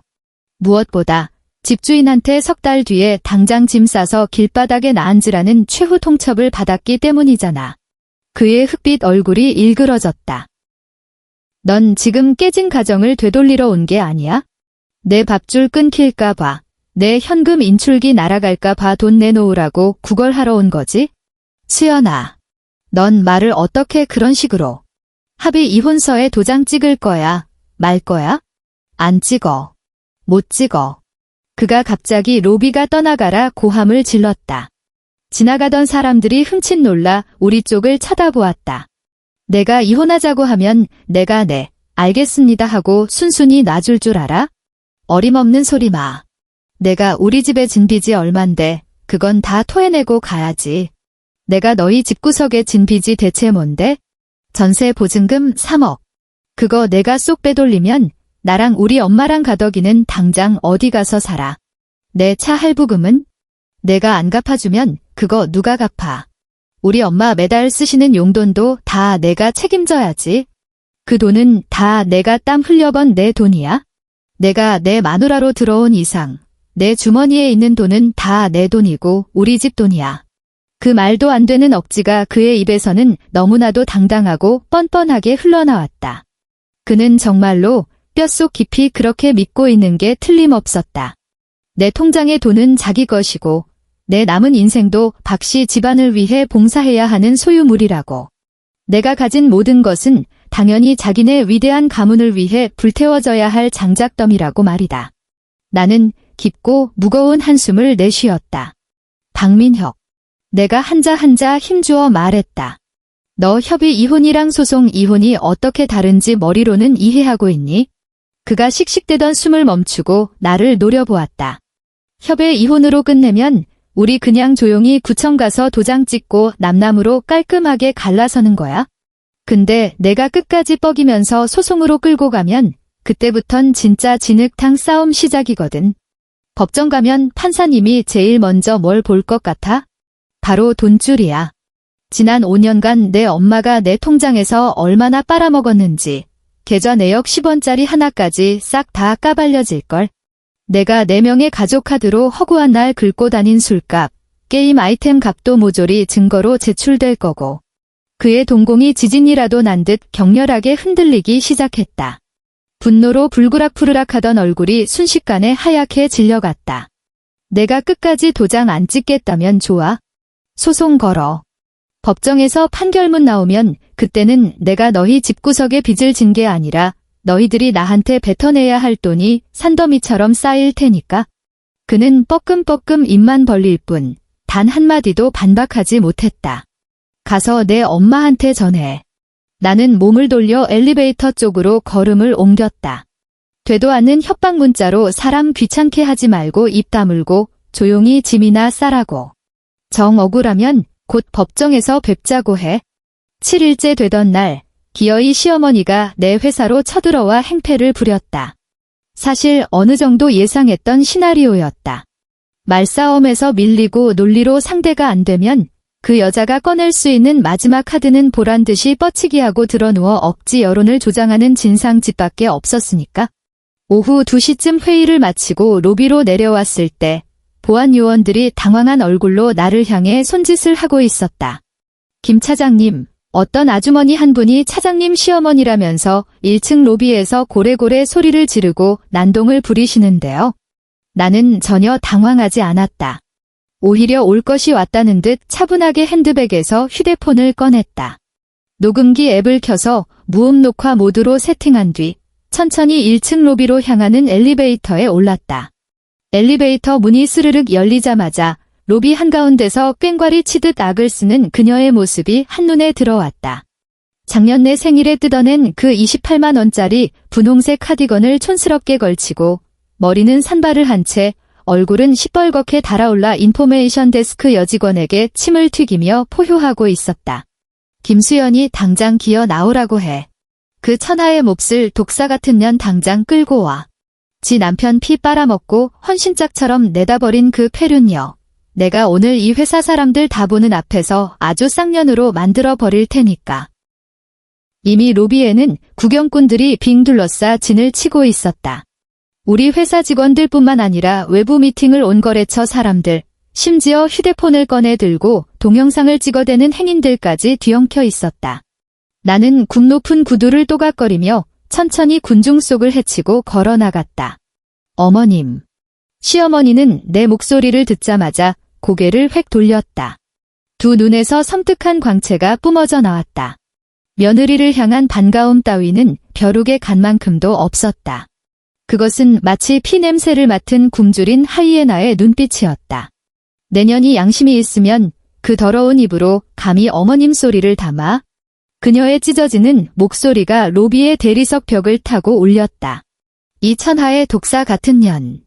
우리 박씨 집안 재산 다 털어먹고 내 불쌍한 아들 버린 것도 모자라 혼자 쏙 빠져나가려고 들어? 어린 반 푸너치도 없는 소리. 어머님, 지금 여긴 제 직장입니다. 직장이고 나발이고 내가 알게 뭐야. 시어머니가 거품을 물며 내 코앞까지 바싹 다가왔다. 너 오늘 당장 내 눈앞에서 결판 내. 3억짜리 전세금 내년이 홀랑 처먹으면 우리 세 식구는 길바닥에 나앉으란 소리야? 우리 민혁이 빚내서 산차 할부금은 어쩔 거고. 우리 가덕이 선자리는 다 망쳐놓고. 이 피도 눈물도 없는 돈 버는 기계 같은 년아. 악다구니를 퍼붓던 그녀의 목소리가 뚝 끊겼다. 내 손에 들린 휴대폰 화면을 본 것이다. 내 폰 화면에서는 소리는 꺼진 채 어떤 동영상이 선명하게 재생되고 있었다. 우리 집 거실을 비추고 있는 홈 CCTV 녹화 영상이었다. 나는 2년 전쯤 거실 책장 구석에 손바닥만 한 렌즈를 숨겨두었다. 내가 출근하고 없는 사이 시어머니가 툭하면 비밀번호를 치고 들어와 내 서랍장이며 옷장을 뒤집어 까놓는 것 같아 덜미를 잡으려고 설치했던 카메라였다. 물론 어머님은 그 존재를 까맣게 모르고 있었다. 영상 속 시어머니는 소파에 다리를 꼬고 앉아 민혁이의 등짝을 후려치며 열변을 토하고 있었다. 저녀는 그냥 돈 벌어오는 기계야. 알어? 기계는 단물 다 빠지면 쓰레기통에 처박아야 하는겨. 일단 전현 주머니에 있는 돈부터 싹 다 빼돌려 놓고 우리 가덕이 장가갈 때까지 뽕을 뽑은 다음에 이혼시켜도 안 늦어. 등신아. 이어서 민혁이의 한심한 목소리가 자막처럼 겹쳐졌다. 알았어, 엄마. 나도 다 알아서 할 테니까 좀 냅둬. 왁자지껄하던 로비에 찬물이 끼어지며 무서운 정적이 내려앉았다. 수십 명의 구경꾼들의 시선이 일제히 내 휴대폰 화면과 시어머니의 얼굴을 번갈아 향했다. 시뻘겋게 달아올랐던 시어머니의 낯빛이 백지장처럼 하얗게, 아니 푸르스름하게 질려가기 시작했다. 너 지금 그거. 어머님. 나는 폰을 끄고 코트 주머니에 여유롭게 찔러 넣었다. 내 목소리는 오늘 점심 메뉴를 묻는 것처럼 한없이 평화로웠다. 아까 세상 사람들이 제 실체를 다 알게 해주겠다고 큰소리치셨죠. 그럼 어머님 실체도 이참에 세상 사람들에게 시원하게 까발려 드릴까요? 나는 동영상을 찍고 있던 구경꾼들을 향해 빙긋 웃으며 말했다. 계속 찍으세요. 찍어서 유튜브든 인스타든 마음껏 올리시라고요. 회사까지 쳐들어와서 며느리 머리채 잡으려는 저 훌륭한 시어머니가 평소에 뒤에서 며느리를 어떻게 취급했는지 세상 사람들이 다 똑똑히 볼 수 있게 말입니다. 시어머니의 입술이 사시나무 떨리듯 파르르 떨렸다. 아, 그리고 내가 쐐기를 박듯 마지막 말을 덧붙였다. 한 번만 더 제 직장이나 숙소 근처에 얼씬거리며 행패 부리시면 법원에 접근 금지 가처분 신청 낼 겁니다. 판결 떨어지고 나서 제 반경 100m 안에 발끝이라도 들이미시면 그때는 곧바로 경찰에 현행범으로 넘길 테니 각오하시고요. 나는 미련 없이 획 돌아서서 엘리베이터 쪽으로 걸어갔다. 내 뒤로 험악한 표정의 보안 요원들이 다가와 얼어붙은 시어머니의 양팔을 붙잡고 출입문 밖으로 끌어내기 시작했다. 엘리베이터 문이 닫히기 직전 문틈 사이로 시어머니의 얼굴이 보였다. 5년 동안 그녀에게서 단 한 번도 본 적 없는 아주 낯선 표정이었다. 그것은 뼛속까지 스며든 공포였다. 2주 뒤 법원에서 이혼 조정 기일 통지서가 집으로 날아왔다. 박민혁은 끝끝내 협의 이혼 서류에 도장을 찍지 않았고 나는 예고한 대로 주저없이 이혼 소송과 재산 분할 청구를 밀어붙였다. 법적 절차에 따라 정식 재판에 들어가기 전 양측이 원만하게 합의할 수 있는지 확인하는 조정기일이 먼저 잡힌 것이다. 조정 당일 나와 박민혁은 서초동 가정법원의 비좁은 조정실에 기다란 테이블을 사이에 두고 마주 앉았다. 민혁의 옆에는 짙은 피로감이 역력한 중년의 남자 변호사가 앉아 있었다. 아마 이 진상 가족의 말도 안 되는 억지에 시달리느라 혼이 쏙 빠진 모양이었다. 김수연 의뢰인님, 테이블 상석에 앉은 50대 후반의 여성 조정위원이 차분한 안경 너머로 서류를 살피며 물었다. 이혼에 대한 의사는 확고하십니까? 내 옷 한 치의 흔들림도 없습니다. 박민혁 씨는 반대하시는 입장이고요. 민혁은 입술을 꾹 깨문 채 고개를 숙이고 있었다. 대신 그의 변호사가 기계적인 톤으로 입을 열었다. 제 의뢰인은 어떻게든 가정을 지키고자 하며 이혼을 원치 않으십니다. 따라서 원만한 조정을 통해 저 여자가 우리 집 전 재산을 홀랑 들고 튀려고 하잖아요. 갑자기 민혁이 테이블을 주먹으로 내리치며 악을 썼다. 보증금 3억. 그거 우리가 5년이나 살던 우리 집 전세금인데 왜 저 여자가 단물만 쏙 빼먹고 지 혼자 챙겨나가냐고요. 그건 제 혼전 특유 재산입니다. 내가 얼음장 같은 목소리로 반박했다. 계약서에 버젓이 제 이름 석자 찍혀 있고 제 통장에서 나간 돈입니다. 법적으로 100% 제 소유인데 마음대로 처분하는 게 무슨 문제죠? 아무리 그래도 우리가 부부로 5년을 살았는데 기여도라는 게 있잖아. 5년 동안 내가 이 집에 기여한 게 도대체 뭔데?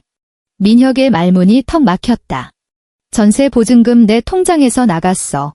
거실에 굴러다니는 소파부터 냉장고, TV, 세탁기 전부 내 카드로 할부 긁어서 샀어. 지난 5년 동안 아파트 관리비 10원 한 장 밀린 적 없고 가스비, 수도세, 전기세 다 내가 냈어. 내가 끌고 다니는 그 잘난 자동차 할부금 2년치 내가 갚아줬고 내 엄마 통장에 매달 200만 원씩 꽂아줬어. 그것도 모자라서 내 백수 동생 밥통까지 내가 책임졌다고. 나는 속사포처럼 그동안의 내역을 쏟아냈다. 조목조목 팩트로 두들겨 맞을 때마다 민혁의 얼굴은 시체처럼 창백해져 갔다. 자, 이제 내 차례야. 넌 대체 이 집구석에 뭘 기여했어?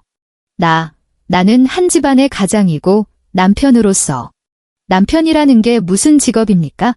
내가 코웃음을 쳤다. 내 월급 300만 원 남짓. 거기서 차 할부금 갚고 나면 딱 200 남아. 그 200만 원, 너 생활비로 10원짜리 하나 보탠 적 있어? 매일 밤 PC방 가서 게임 현질하고, 담배 사고, 친구들 만나서 술 퍼마시는데 탕진했잖아. 단 한 번이라도 내 손에 생활비라고 쥐어준 적 있냐고. 조정위원이 한심하다는 듯 민혁의 변호사를 쳐다보았고 그 불쌍한 변호사는 죄인처럼 고개를 푹 숙인 채 헛기침만 해댔다. 자, 그럼 조정위원이 안경을 밀어 올리며 말했다. 박민혁 씨 측의 최종 요구사항은 뭡니까? 민혁의 변호사가 넥타이를 만지작거리며 기어들어가는 목소리로 말했다. 어제 의뢰인은 상대방이 재산 분할 명목으로 일정 금액의 경제적 보상을 해주기를 희망하고 있습니다. 무슨 근거로요? 내가 그의 말을 단칼에 잘라버렸다. 내가 뼈 빠지게 벌어온 돈으로 저 인간 5년 동안 멱살 잡고 먹여 살렸습니다. 저 인간이 날 부양한 게 아니라요? 근데 왜 피해자인 제가 저 빈대 같은 인간한테 보상금을 줘야 합니까? 조정실 안은 싸늘한 정적에 휩싸였다. 조정위원님, 내 옆에 앉아있던 이 변호사가 마침내 입을 열었다. 저희 측 요구사항은 아주 심플합니다. 즉각적인 이혼 성립, 그리고 각자의 혼전 재산 및 결혼 후 각자 명의로 형성된 재산은 각자가 온전히 소유할 것. 제 의뢰인은 상대방에게 단 10원의 위자료도 요구하지 않을 것이며 반대로 상대방에게 그 어떤 경제적 보상도 해줄 의무가 없음을 명확히 합니다. 그럼 제 의뢰인 보고 맨몸으로 쫓겨나라는 겁니까? 민혁의 변호사가 황당하다는 듯 물었다. 내가 똑똑히 못을 박았다.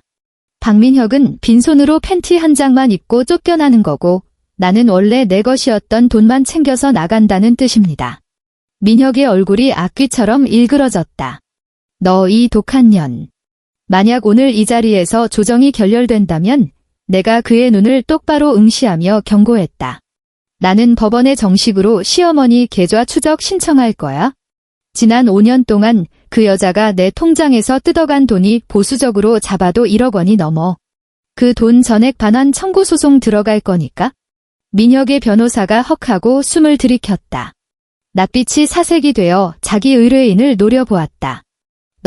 내가 감히 우리 엄마한테 못할 것 같아. 내 눈빛에는 서릿발이 뚝뚝 떨어지고 있었다.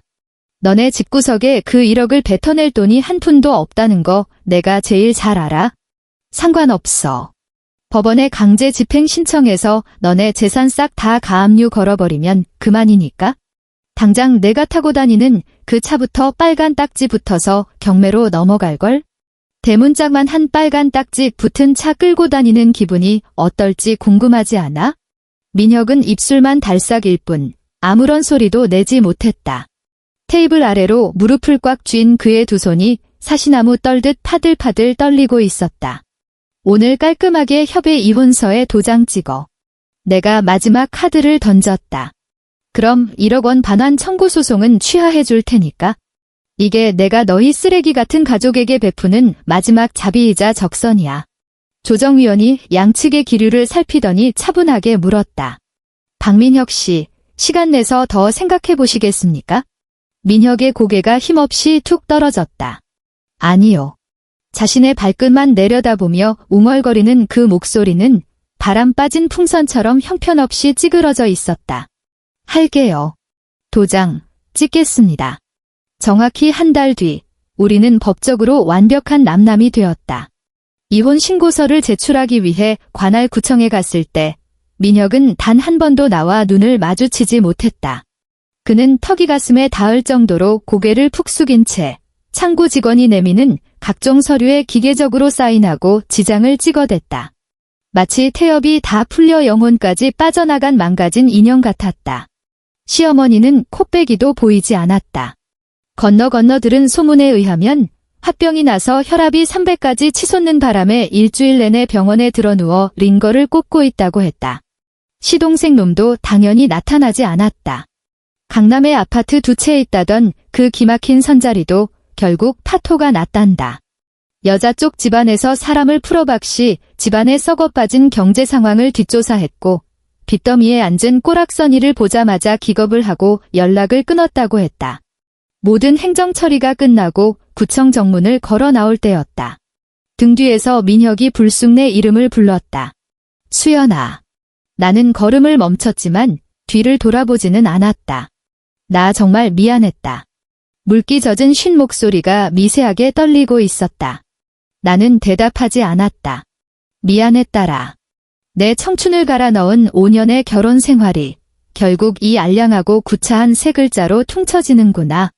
그가 진심으로 뼈저리게 반성해서 사과하는 게 아니라는 건 내가 제일 잘 알았다. 그는 그저 완벽하게 패배했을 뿐이다. 자신을 지탱해주던 든든한 현금 인출기가 날아갔고 당장 내일부터 시궁창으로 굴러떨어질 끔찍한 현실이 두려워서 벌벌 떨고 있는 것뿐이었다. 나는 다시 앞을 향해 뚜벅뚜벅 걸음을 내디뎠다. 수연아. 그의 목소리가 절박하게 높아졌다. 너 진짜 이대로 끝낼 거야?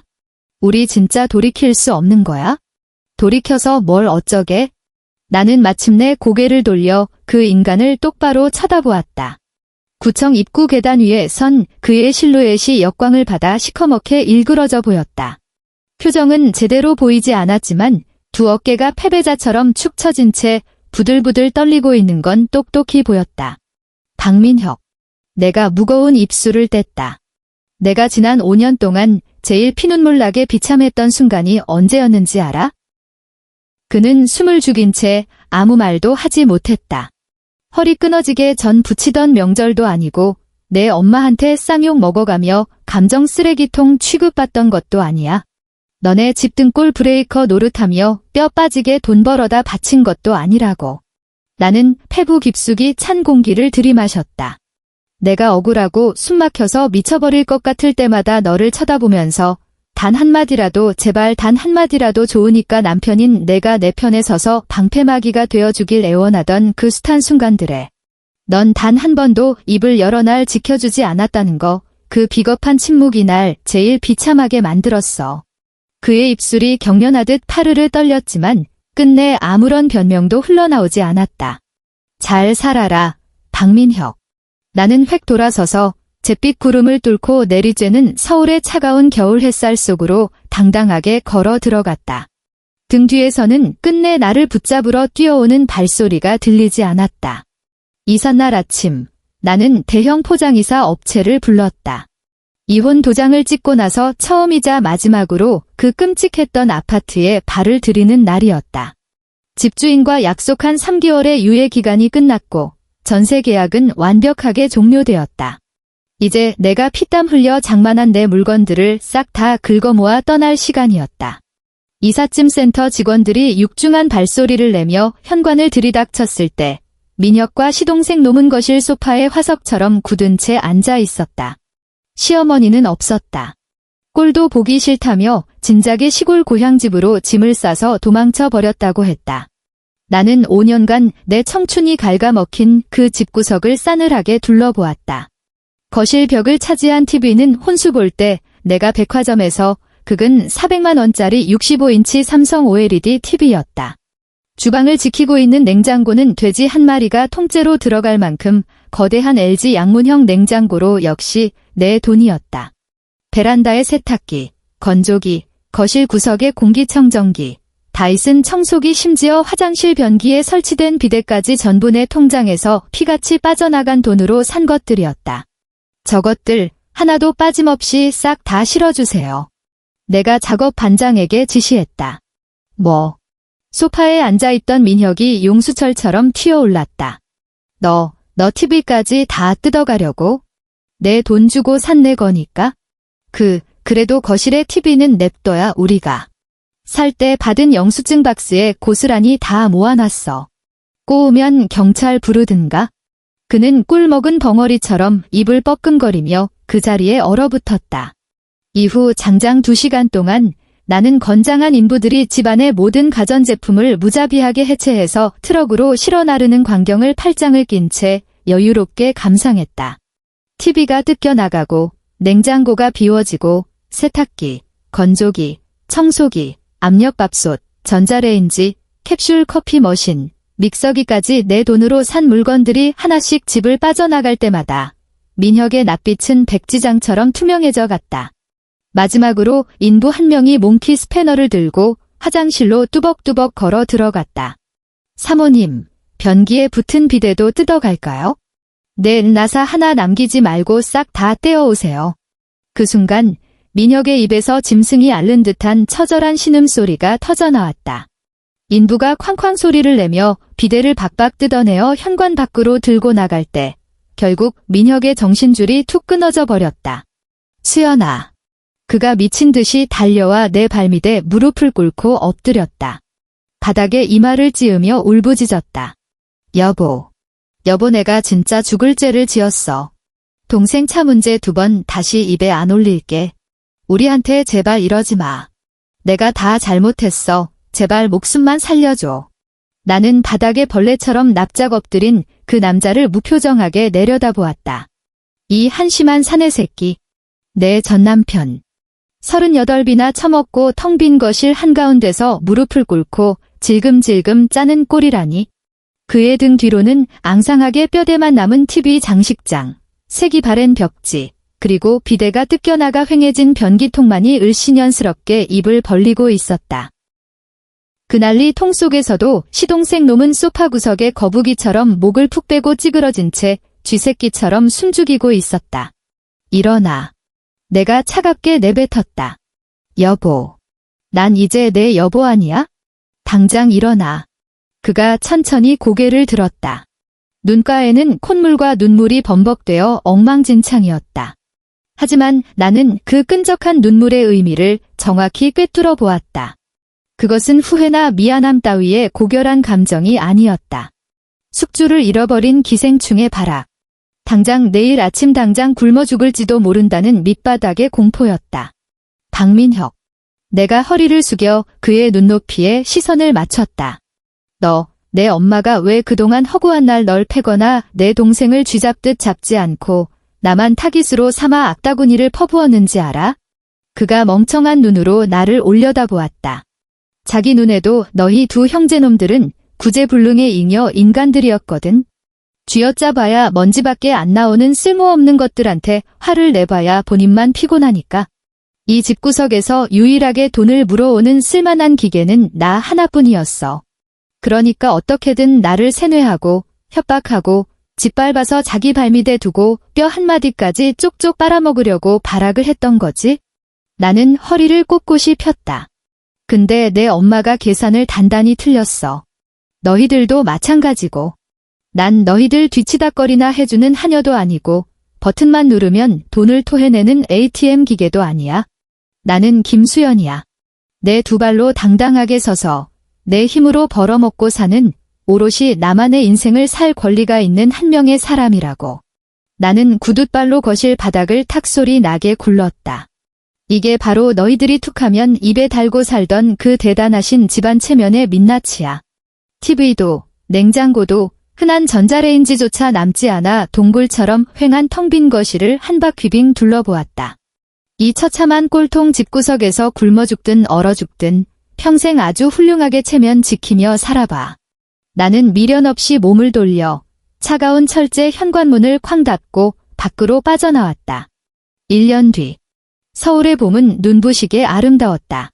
한강변을 따라 늘어선 벚나무들이 팝콘처럼 꽃망울을 터뜨렸고 뺨을 간지럽히는 봄바람에 연분홍 꽃잎들이 눈송이처럼 흩날리며 잔잔한 강물 위로, 내 어깨 위로, 그리고 내 손에 들린 와인잔 위로 살포시 내려앉았다. 나는 한강이 시원하게 내려다 보이는 고급 레스토랑 테라스석에 앉아 있었다. 혼자서. 테이블 위에는 육즙이 뚝뚝 떨어지는 미디엄 레어로 구운 스테이크에 진한 트러플 소스를 곁들인 요리가 놓여 있었다. 내가 가장 사랑하는 완벽한 굽기였다. 그 옆에는 지배인이 적극 추천한 칠레산 까베르네 소비뇽이 핏빛처럼 영롱하게 찰랑거리고 있었다. 지난 1년 동안 참 많은 일들이 폭풍처럼 휩쓸고 지나갔다. 박민혁은 결국 빚의 수렁에서 헤어나오지 못했다. 이리저리 돌려막기를 하던 신용대출이 모조리 연체되었고 결국 은행연합회의 신용불량자로 이름이 오르는 신세가 되었다고 했다. 폼 잡고 다니던 그 할부금 남은 자동차는 법원에서 들이닥쳐 새빨간 가압류 딱지를 붙여버렸고 얼마 안 가 헐갑의 경매로 넘어가 버렸다. 시골로 도망쳤던 시어머니도 쥐뿔 가진 것 없는 촌구석에서 버티지 못하고 다시 기어 올라왔다고 한다. 지금은 신불자 박민혁, 만년고시생 가덕이, 그리고 그 표독스러운 노인의 세 식구가 경기도 외곽의 퀴퀴한 냄새가 진동하는 반지하 셋방에 옹기종기 짐을 풀었다고 한다. 햇빛 한 줌 들어오지 않아 벽지마다 시퍼런 곰팡이가 피어있고 겨울엔 냉골이고 여름엔 찜통 같은 그 기생충 같은 반지하 방에서 말이다. 전에 듣기로는 시어머니가 하루가 멀다 하고 두 아들놈을 향해 쓸모없는 버러지 같은 놈들이라며 저주를 퍼붓는다고 한다. 나라는 만만한 감정 쓰레기통이 사라져 버렸으니 그 시퍼런 도끼를 쏟아낼 곳이라곤 자기 핏줄들밖에 안 남았을 테지. 물론 내가 일부러 사람을 시켜 뒷조사를 한 건 아니었다. 예전 직장 동료들의 술자리 안주거리로 떠돌던 소문이 우연히 내 귀에 흘러들어왔을 뿐이다. 나는 이혼할 때 움켜쥐고 나온 성과급 8천만 원과 전세 보증금 3억 원을 탈탈 털어 한남동의 조용한 주택가에 작고 예쁜 빌라 한 채를 내 명의로 샀다. 평수로 따지면 15평 남짓. 그리 크진 않지만 나 혼자 뒹굴며 살기엔 궁궐처럼 아늑했다. 정남향이라 한겨울에도 햇살이 거실 깊숙이 쏟아져 들어왔고 발코니 창문을 열면 멀리 남산의 푸른 능선이 한눈에 들어오는 완벽한 집이었다. 매일 아침 눈을 뜨면 나만의 발코니에서 갓 내린 커피의 향을 음미했다. 시어머니의 날 선 핀잔도 남편의 쩝쩝거리는 징그러운 소리도 들리지 않는 아침. 매일 밤 푹신한 내 침대에 몸을 누일 때면 누군가 술에 취해 문을 쾅쾅 두드릴까 봐 불안에 떨 필요가 없었다. 이것이 진짜 자유였다. 징. 테이블 위에 올려둔 휴대폰이 짧게 진동했다. 카카오톡 메시지였다. 팝업창에 뜬 발신자의 프로필 사진은 낯이 익었다. 박민혁. 아마 지독한 독촉 전화에 시달리다 못해 번호를 바꾼 모양이었다. 새 번호는 내 차단 목록에 없었으니 말이다. 나는 무미건조한 표정으로 팝업창을 터치했다. 스크롤을 내려야 할 만큼 장문의 찌질한 구구절절이 화면을 가득 채우고 있었다. 수연아, 오랜만이야. 그동안 잘 지냈어? 내가 지금 이 톡을 읽고 있을 거라는 거 알아? 제발 바로 차단하지 말고 끝까지만 읽어주라. 나 지난 1년 동안 반지하 방에서 매일 밤 피눈물 흘리면서 뼈저리게 반성했어. 내가 100번, 1000번 죽일 놈이야? 엄마가 억지 부릴 때 중간에서 끊어냈어야 했는데 내가 그 모욕을 당할 때 바보처럼 침묵하면 안 되는 거였는데 이제 와서 후회해봐야 늦었다는 거 알지만 나 진짜 너무 힘들다. 수연아, 나 지금 비참하게 살고 있지만 절대 너한테 돈 빌려달라고 연락한 거 아니야. 그냥 우리 진짜 다시 시작하면 안 될까? 나 완전히 딴 사람 됐어. 진짜 변했어. 제발 나한테 마지막으로 딱 한 번만 기회를 줘. 못 믿겠지만 내가 앞으로 내 남은 인생 다 바쳐서 증명할게. 수연아, 제발 우리 재결합하자. 우리 아직 젊잖아. 다시 시작할 수 있어? 그 미드로도 구차한 변명과 눈물샘을 쥐어짜는 감성파리가 구질구질하게 이어졌지만 나는 더 이상 시선을 주지 않았다. 나는 휴대폰을 엎어두고 칠레산 와인이 담긴 잔을 가볍게 스월링했다. 크리스탈 글라스 벽을 타고 붉은 포도주 눈물이 끈적하게 흘러내리는 궤적을 느긋하게 감상했다. 그러고 나서 다시 폰을 집어들고 민혁의 프로필 우측 상단에 있는 점 3개짜리 메뉴 버튼을 조용히 터치했다. 영구 차단. 화면 중앙에 무심한 팝업창이 떠올랐다. 해당 사용자를 영구 차단하시겠습니까? 차단 이후에는 상대방의 메시지를 받을 수 없으며 상대방에게는 차단 사실이 안내되지 않습니다. 나는 확인 버튼을 가볍게 눌렀다. 화면 하단에 작고 깔끔한 글씨가 떴다. 차단되었습니다. 나는 휴대폰을 테이블 한쪽으로 치워버리고 붉은 와인이 찰랑이는 잔을 들어 한강 너머로 뉘엿뉘엿 저물어 가는 태양을 향해 건배하듯 들어 올렸다. 시야 끝에 걸린 강물 위로 핏빛 같은 저녁놀이 부서져 내리며 하늘을 황홀한 오렌지빛으로 물들이고 있었다. 연분홍 벚꽃잎들은 여전히 춤추듯 허공을 맴돌다 강물 위로 살포시 내려앉아 잔물결을 타고 저 먼 곳으로 자유롭게 흘러가고 있었다. 나는 와인을 한 모금 머금었다. 칠레산 까베르네 소비뇽 특유의 묵직하고 쌉싸름한 타닌감이 혀끝을 조여오다. 이내 목구멍을 타고 넘어가며 달콤하고 깊은 잔향을 남겼다. 지금 내 인생의 맛이 딱 이 와인 같았다. 그날 밤 한남동 내 집으로 돌아온 나는 아주 작고 사소한 의식을 하나 치렀다. 노트북에 전원을 켜고 대법원 인터넷 등기소에 접속했다. 이 한남동 아파트의 등기부등본을 열람한 뒤 그 화면을 캡처해서 내 노트북 바탕화면 배경으로 떡하니 설정해버렸다. 소유자란에 선명하게 박혀있는 3글자. 김우숙연. 나는 그 아름다운 활자들을 바라보며 나도 모르게 푹 하고 웃음을 터뜨렸다. 노트북을 덮고 욕실로 들어가 넓은 욕조에 뜨거운 물을 가득 채웠다. 불가리아산 로즈 향이 진하게 나는 고급 입욕제를 듬뿍 푼 다음 김이 모락모락 피어오르는 물속으로 몸을 깊숙이 밀어넣었다. 따뜻한 물기가 얼어붙어 있던 근육의 피로를 사르르 녹여주었고 향긋한 장미향을 품은 뽀얀 수증기가 욕실 전체를 포근하게 감싸 안았다. 나는 눈을 지그시 감고 뇌 속의 전원을 완전히 꺼버렸다. 더 이상 제사상 차림의 압박도 찌든 고기 기름 냄새도 없었다. 고막을 찢어발기던 시어머니의 끔찍한 포효도 책임감이라곤 쥐뿔도 없는 전남편의 비겁한 침묵도 나를 질식하게 만들었던 그 빌어먹을 5년간의 지옥 같은 시간도 이제 내 머릿속엔 존재하지 않았다. 그 끔찍한 과거들은 모두 강물에 씻겨 내려갔다. 올해로 내 나이 36. 내 돈 주고 산 내 명의의 쾌적한 아파트에서 뼛속까지 시원한 완벽한 1인 가구의 삶을 누리고 있다. 냉장고 문을 열면 내가 좋아하는 신선한 과일과 최고급 식재료들만 꽉꽉 채워져 있고 드레스룸에는 나를 돋보이게 해줄 취향 저격의 옷들이 계절별로 걸려 있다. 주말이면 알람을 끄고 해가 중천에 뜰 때까지 늘어지게 늦잠을 잤다. 한밤중에 치킨이 당기면 당장 배달 앱을 켜서 주문하고 맥주를 박스째 사다 놓고 마시며 거실 소파에 껌딱지처럼 달라붙어 넷플릭스 정주행을 새벽 3시까지 달린다 한들 그 누구도 나에게 게을러 터진 년이라며 손가락질을 하거나 잔소리를 퍼붓지 않는다. 이게 바로 내가 그토록 갈구했던 사람다운 진짜 삶이었다. 욕조에 물이 기분 좋게 미지근해질 무렵 나는 자리에서 일어나 물기를 닦고 도톰한 호텔식 가운을 걸쳤다.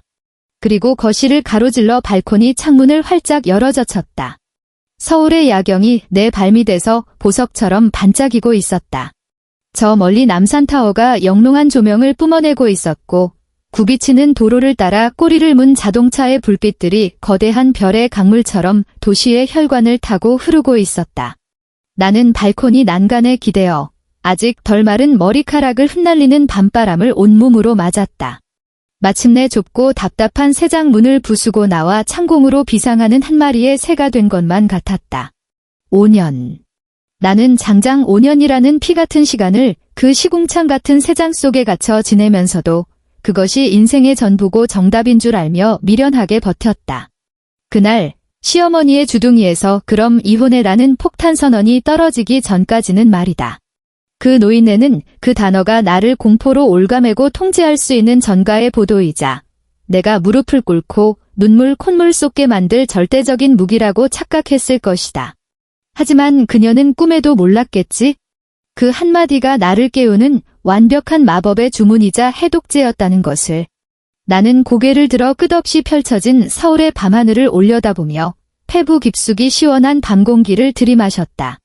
봄바람에 실려온 은은한 꽃내음, 비를 머금은 흙의 채취, 그리고 말로 다 형언할 수 없는 벅차오르는 청량감이 온몸의 세포 하나하나를 깨웠다. 이 공기는 온전히 내 것이었다. 나를 둘러싼 이 거대한 도시도, 그리고 앞으로 펼쳐질 내 눈부신 인생도 모두 다 내 것이었다. 나는 활짝 웃었다. 그리고 발코니 문을 닫고 방으로 돌아와 오직 나만을 위해 준비된 보송보송한 구스 이불이 깔린 거대한 침대에 몸을 던졌다. 지그시 눈을 감자마자 아주 평화롭고 달콤한 수마가 나를 덮쳤다.